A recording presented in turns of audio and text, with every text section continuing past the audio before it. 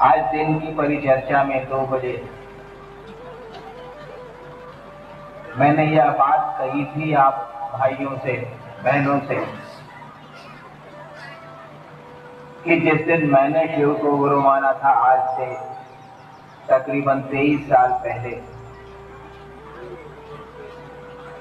उस दिन मुझको किसी ने नहीं कहा था कि शिव को गुरु माने आप। मैंने दिन में कहा था कि मुझको कुछ भी पता नहीं था कि शिव गुरु होते हैं। मेरे मन ने कहा कि गुरु जब भगवान होते हैं तो भगवान गुरु काहे नहीं है।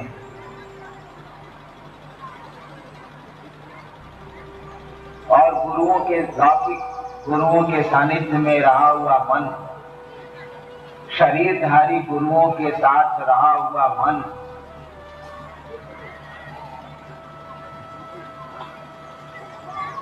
उनसे आगे जाके, उनसे परेशान होके, गलती भले ही मेरी रही हो, उन गुरुओं की नहीं रही हो, मेरे मन में शिव को भगवान समझ के गुरु मान लिया था।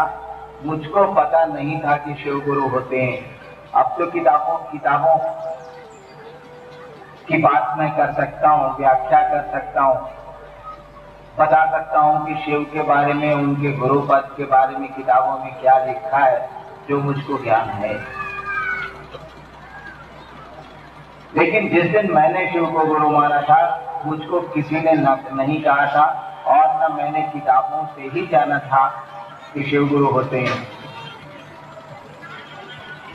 शिव को गुरु मानने के बाद 1974 में 1982 तक मैंने किसी को नहीं कहा कि शिव गुरु होते हैं। दिन में मैंने कहा था कि आप तो शिव को गुरु मानते हैं, अब पहले अपने विचार से निर्णय लेके, आज कोई भी शिव को गुरु मानता है, सामान्यतया वो निर्णय लेता है, सोचता है कि गुरु बना लेते हैं, शिव को गुरु बनाना है, वहां धोखाधड़ी का सवाल नहीं है। ठीक ही तो है कि शिव गुरु हैं, घर घर के बाबा हैं, उनके बारे में कहा गया है कि गुरु हैं वो। चलो भगवान भी मानते हैं तो गुरु भी बना लेते हैं। आप तो विचार करते हैं, विश्वास जैसी चीज में कदम बढ़ाते हैं शिव को गुरु मानने की दिशा में। मैंने तो दिन में कहा कि पूरे अविश्वास, पूरी अश्रद्धा के बीच मैंने शिव को अपना गुरु माना था। और 8 वर्ष तक मैंने किसी को नहीं बताया कि मेरे गुरु शिव हैं, क्योंकि मुझको लगता था कि शिव को गुरु मान के भी कुछ हासिल होने वाला नहीं है। तरह तरह के प्रश्न मेरे मन में पैदा होते थे, बिल्कुल स्वाभाविक है कि पैदा होंगे। बताइए भाईजान, मैं किससे सवाल करता, कौन मेरे सवालों के उत्तर देता। आज तो बड़े मजे में प्रश्न उत्तर कार्यक्रम रख दिया शिव सिद्ध परिवार सीतामढ़ी ने, और प्रश्नों की एक लंबी सूची आ गई मंच पे। रखा लक्ष्मी यादव जी ने, प्रश्न का उत्तर दे रहे हैं हम लोग। कोई बात नहीं, भाई का भार तो भाई वहन करता है। लेकिन सोचिए तो जरा, 1973 से लेकर 1982 तक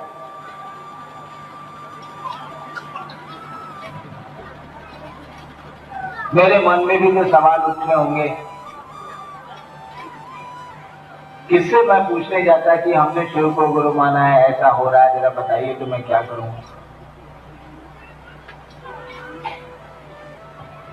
और मैं उत्तर देने आज बैठा हूं, किसी ने मुझको सवाल का जवाब नहीं बताया और मैं उत्तर दे रहा हूं आज। आपके दूसरे गुरु भाई उत्तर दे रहे हैं, औरों के साथ तो हो सकता है कि उत्तर उन्होंने सुना हो मुझसे, मैंने किससे उत्तर सुना, किसी को नहीं सुना। एक बात जान लें आप, मन में सवाल अगर पैदा हो जाए, आदमी के मन में प्रश्न अगर पैदा हो जाए, उत्तर है, उत्तर मिलता है। आपके मन में अगर सवाल पैदा हो जाए तो उत्तर मिलेगा। आप किसी से पूछें अथवा ना पूछें, वो प्रश्न आपको पागल किए रहेगा और उत्तर तक वो खुद ही पहुंच जाएगा। इसीलिए इसकी चिंता, इसके लिए क्रोध नहीं करना चाहिए कि मंच पे सवाल भेजा था, उत्तर नहीं मिला। अगर आपके गुरु प्रश्नकर्ता के गुरु शिव हैं, तब तो उनको बिल्कुल चिंता नहीं करनी चाहिए। प्रश्नों के उत्तर तो गुरु को देने होते हैं, गुरु देते हैं। और गुरु बोली से उत्तर देंगे तो काम नहीं चलेगा।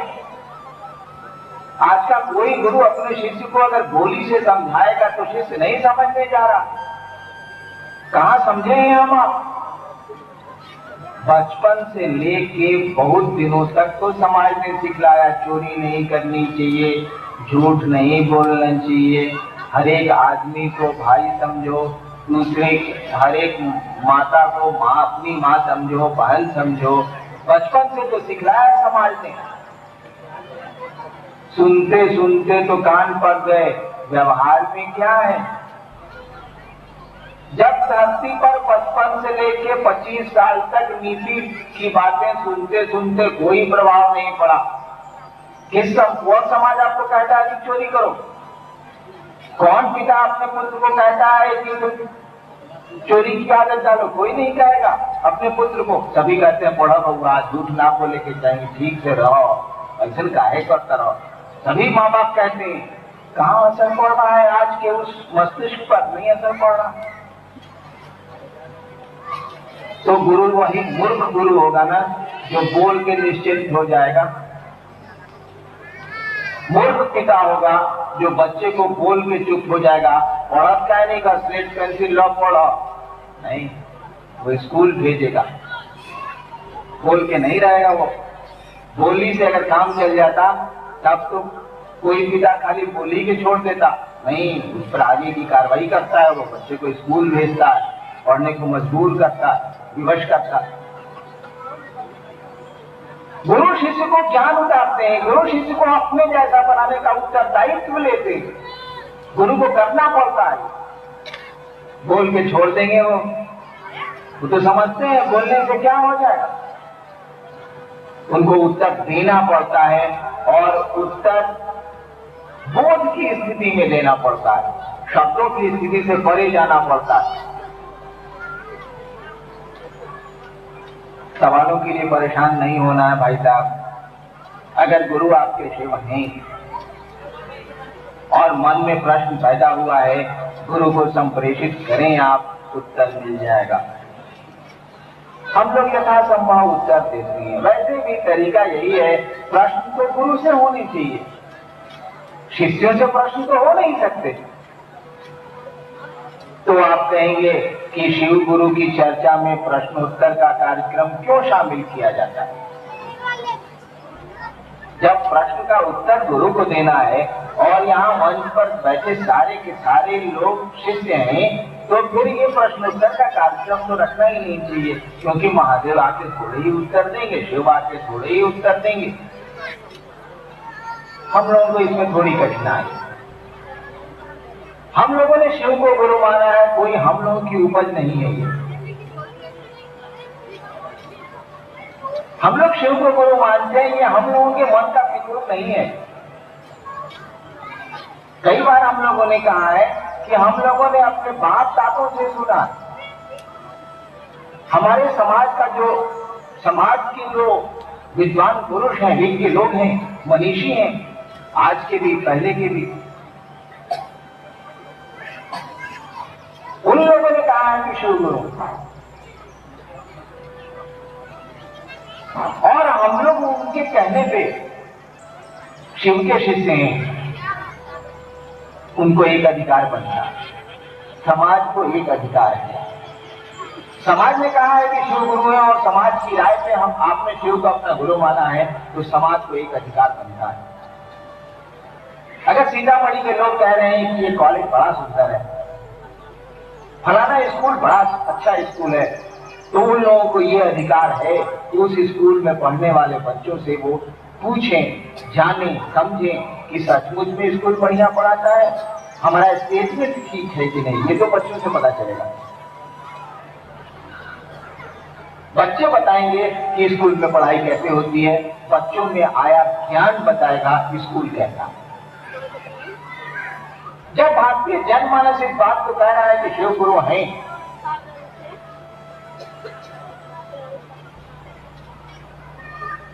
जब भारत का जनमानस इस बात को जानता है कि शिव गुरु है और हम लोगों ने शिव को अपना गुरु बना लिया है, सिद्धांत उनके हम लोगों ने व्यवहार में उतार दिया, उस जनमानस को यह अधिकार है कि शिव के स्कूल में पढ़ने वाले विद्यार्थियों से वो जाने समझे कि उसका यह वक्तव्य, उसकी यह बात, जनमानस के द्वारा कही गई बात कि शिव गुरु हैं कितनी सही है, सचमुच में वे गुरु हैं अथवा नहीं है। हम लोग प्रश्नोत्तर का कार्यक्रम इसी के लिए रखते हैं कि शिव शिष्यों से समाज प्रश्न करे, लोग प्रश्न करें, ताकि वो समझें कि उनकी राय पर उनके स्कूल में पढ़ने वाले विद्यार्थी सचमुच में पढ़ते हैं, वो मास्टर पढ़ाता है कि उनका वक्तव्य गलत है।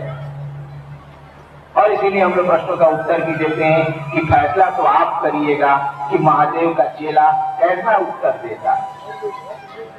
फैसला इसलिए आपको करना है कि राय आपने दी है कि शिव गुरुओं का गुरु है, जगत गुरु है, सबसे बड़ा गुरु है। जब राय आपने दी है तो निर्णय आप ही लीजिएगा कि आपकी राय कैसी है, और यह निर्णय तो विद्यार्थी में आए ज्ञान से ही पता लिया जा सकता है, दूसरा कोई उपाय नहीं।